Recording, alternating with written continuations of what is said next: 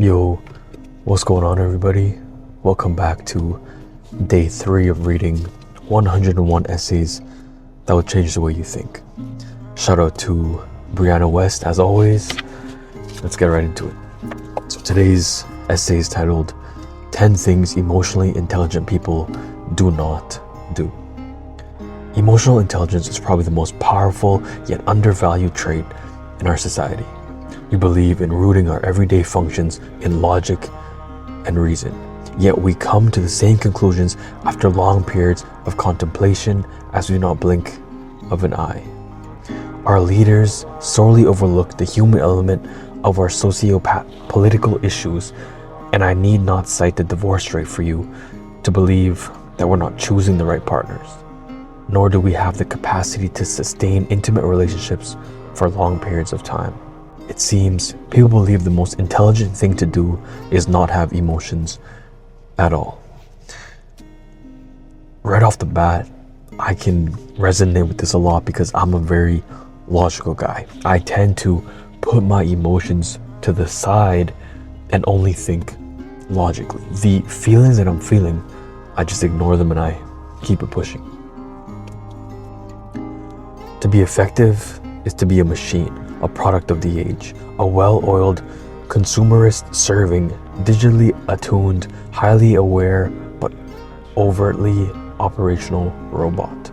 And so we suffer.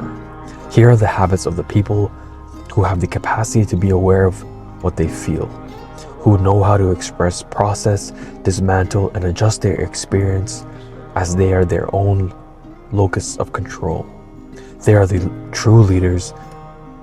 They are living the most whole and genuine lives, and it is from them we should be taking a cue. These are the things that emotionally intelligent people do not do. This is the first one. They do not assume that the way they think and feel about a situation is the way it is in reality, nor how it will turn out in the end. They recognize their emotions as responses, not accurate gauges or of what's going on. They accept that those responses may have to do with their own issues rather than the objective situation at hand. It's separating yourself from your problems, separating yourself from the things that are happening in your life, because we're often biased. We're often biased to the things that are happening in our lives, and we tend to shape a situation for how we want it to be, or we shape a situation that is not the reality of it. And it's separating our emotions, separating the way we feel from the reality, looking at it from an outside objective perspective, not having so much personal investment in it. Number 2, their emotional base points are not external. Their emotions aren't somebody else's doing, and therefore somebody else's problem to resolve. Understanding that they are the ultimate cause of what they experience keeps them out of falling into the trap of indignant passivity, where one believes that as the universe has done wrong, the universe will ultimately have to correct. We have to base our emotions on ourselves, because if things are always external, if we let our emotions and the way that we feel with our lives only base that off of external things, then when things go wrong in our life, we're going to be upset, we're going to be mad, we're going to be sad, whatever it is. External things should not control your internal feelings. The way you feel should be internal. Even though it's raining outside, it shouldn't have to be raining inside. You have to learn to dance in the rain. You have to learn and understand that internally, that's where the emotions need to come from. That's where the feeling of yourself needs to come from, because if you always base your emotions on external things you can't control, then you'll never be able to control your emotions. Number 3, they don't assume to know what it is that will make them truly happy. Being that our only frame of reference at any given time is what's happening in the past, we actually have no means to determine what would make us truly happy, as opposed to just feeling saved from whatever we disliked about our past experiences. In understanding this, they open themselves up to any experience that their life evolves toward, knowing there are equal parts good and bad in anything. So it's not assuming what makes you happy, because we only know what makes us happy by the things that we've already experienced. So we try to recreate that experience once again. So we just have to live and not always try to avoid bad things, because with good there's always bad. There's always an equal and an opposite thing, but we only want good. We only want comfort, but with comfort comes suffering. There's always two sides to the coin, but we only want the good side. We only want the positive side. But with positive, there will always be negative, and we have to be willing to go through those negative things in order to get to the positive. In order to have positive seasons in our life, we have to go through negative ones as well. Number 4, they don't think that being fearful is a sign they're on the wrong path. The presence of indifference is a sign you're on the wrong path.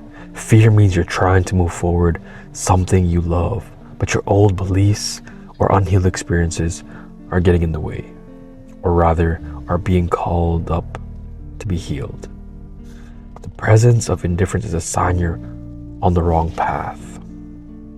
Fear means you're trying to move forward something you love. So if you don't feel any type of way about the life you're living, if you're not sad, you're not happy, you're not stressed out for the future, then it means that you should be doing something else. But caring and having that fear, because fear means that you care, because you have the fear of, what if it doesn't work out? What if the things that I'm setting out to do, the path that I'm on, it doesn't lead to where I want it to go? And that's why you're fearful. But if you're on a path and you don't feel anything about it, then you're on the wrong path. So it's asking yourself, is this path for me? Am I afraid and am I stressed out if things don't work out?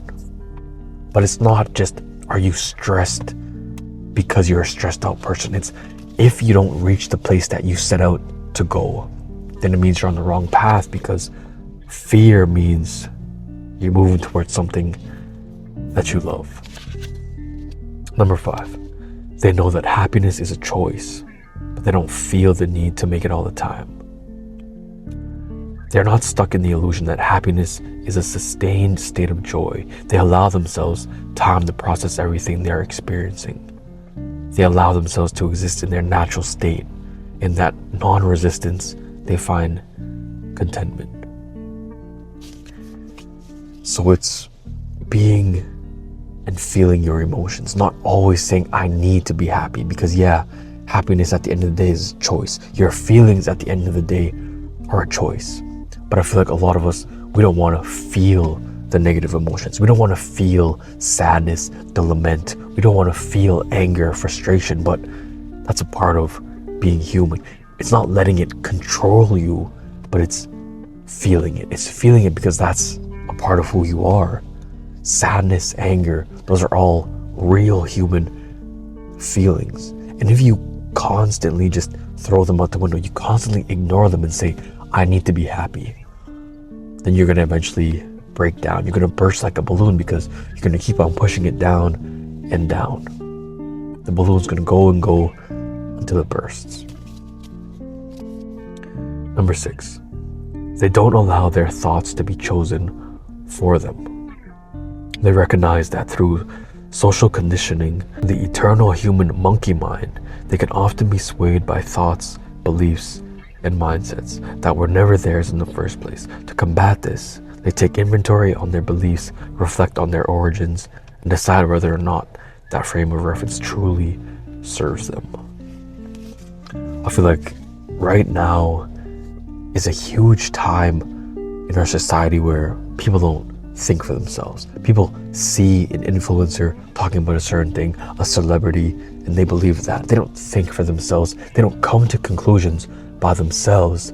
They just believe whatever people tell them. And it's because of social media. You constantly consume all this stuff.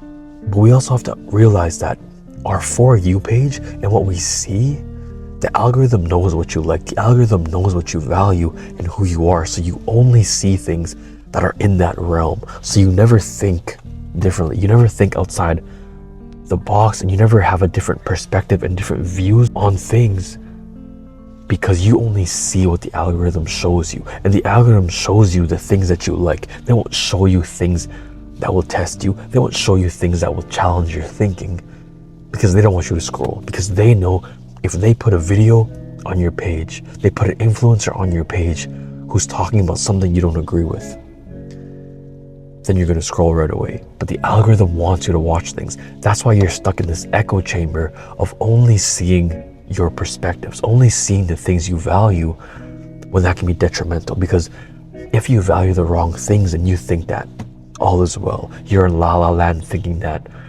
whatever it is that you're valuing is the only way. So we need to come to conclusions for ourselves. We have to decide for ourselves. Number 7, they recognize that infallible composure is not emotional intelligence. They don't withhold their feelings to try to temper them so much as to render them almost gone. They do, however, have the capacity to withhold their emotional response until they're in an environment wherein it would be appropriate to express how they're feeling. They don't suppress it, they manage it effectively. This is actually a really good point. This is a really good one, because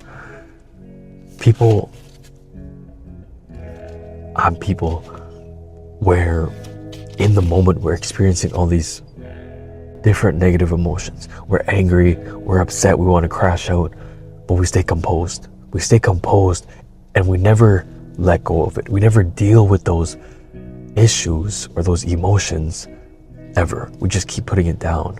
But it's managing it differently. It's still dealing with them, but finding a different environment to do so in. I've never thought about it like that, actually, where you don't always have to stay composed. It's just time and place, right? There's a time and a place to be composed, and a time and place to let your emotions out. When you're with people you trust, you can talk about it. When you get home, you can journal about it, and that's when you can cry or be upset or whatever it is. You can be in your emotions, but it's choosing the right environment to do so. Number 8, they know that a feeling will not kill them. They've developed enough stamina and awareness to know that all things, even the worst, are transitory. I feel like a lot of people are like this. They think that the feeling that they're in, the season that they're in now, is going to last forever. Because it's been so long, it's going to be forever. They've been feeling sad, upset, frustrated for so long, but they don't realize that every feeling passes. It passes, but we need to make it pass. We need to understand that it will pass and put ourselves in positions to move forward.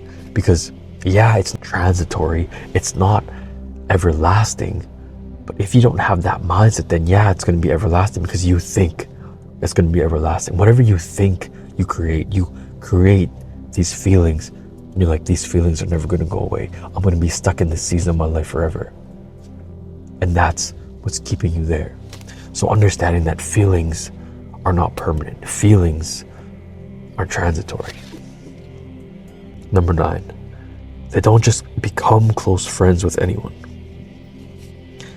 They recognize true trust and intimacy as something you build and something you want to be discerning with whom you share. But they're not guarded or closed, as they're simply mindful and aware of who they allow into their lives and hearts. They are kind to all, but truly open to a few.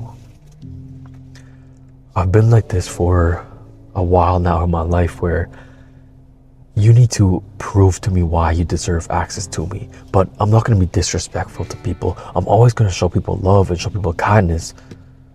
But I'm not going to tell people what I really got going on, how I'm really feeling, who I really am as a person. I'm not going to show everybody those sides of me, the real me, because nowadays you can't really trust anyone. But I feel like a lot of people now, they open up so quickly. They open up and overshare. But But opening up fast and oversharing is not emotionally intelligent, because now all these people know so many things about you that they shouldn't know. They don't actually care about you. They don't actually love you.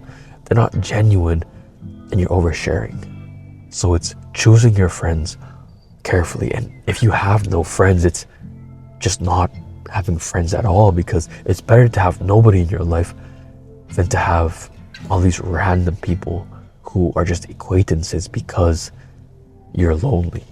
So it's choosing your close friends carefully.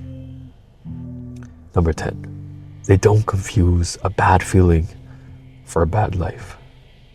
They are aware of and avoid extrapolation, which is essentially projecting the present moment into the foreseeable future, believing that the moment at hand constitutes what your entire life amounted to, rather than just being another passing, transitory experience in the whole. Emotionally intelligent people allow themselves their bad days. They let themselves be fully human. It's in this non-resistant that they find the most peace of all. A lot of us, we think that we always need to be perfect. We think that we can't have bad days. And when we experience a bad moment, we think that this is our life. What did I do to deserve this?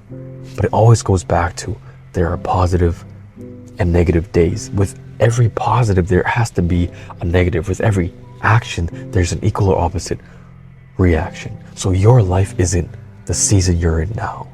You're in a terrible season of your life, but it doesn't mean that your life is terrible. Just this present moment, this situation, yeah, this situation is bad. You're in a bad season, a struggling season, a waiting season of your life, but it doesn't mean that you'll wait forever. And you're going down this rabbit hole and you're spiraling just because right now, the feeling that you're feeling, you're stressed out, you're anxious. But you can't let temporary feelings cause you all this permanent pain, because if you keep letting bad feelings determine how you feel, then every single time you have a bad feeling, it's going to throw your life off course. Every single time something goes wrong in your life, you're going to think that you have a bad life. So stop letting feelings control the perspective of what your life really is. So this is tomorrow's essay. How the people we once loved become strangers again. So I hope you enjoyed this video. I hope you had a great day. Hope to see you tomorrow in day 4. Have a great rest of your night.